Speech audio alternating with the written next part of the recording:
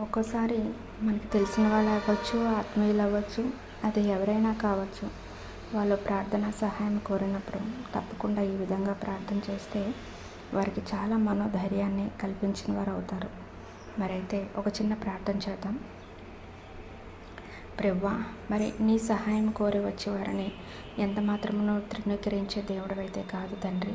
మరి నీ కృపలో ఎవరైనా సరే ఒక సమస్య వచ్చినప్పుడు నీ కృపతో వారిని నీ బలమైన రెక్కల చాటున దాచివేయ్యా. అలాగే వారి హృదయాన్ని శాంతితో నింపు తండ్రి. వారు వేసే ప్రతి అడుగు నీ జ్ఞానంతో నడిపించుము దేవా.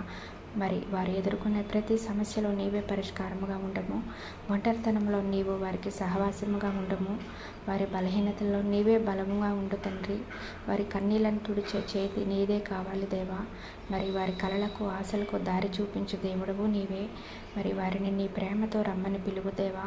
మరి ఈ లోకపు అపరిపూర్ణతల నుంచి వారిని రక్షించు. వారి జీవితమంతా నీ దయతో నిండిపోయేలాగా ఆశీర్వదించు. మరి నీ కోసం వెలిగే దీపంలా వారిని మనస్ఫూర్తిగా ఉంచమని ప్రార్థిస్తున్నాము తండ్రి. మరి వారిని ఎవరైతే ఇటువంటి సమస్యలతో బాధపడుతున్నారో వారిని నీ చేతులకు అప్పగిస్తున్నాము దేవా. మరి వారి జీవితము నీ మహిమకు నిదర్శనంగా ఉండనివ్వాలని యేసునామంలో ప్రార్థించి వారికి శాంతి కలుగజేయాలని, వారి మనస్సులకు ఊరటనివ్వాలని ప్రభునామంలో వేడుకుంటున్నాం తండ్రి. ఆమెన్.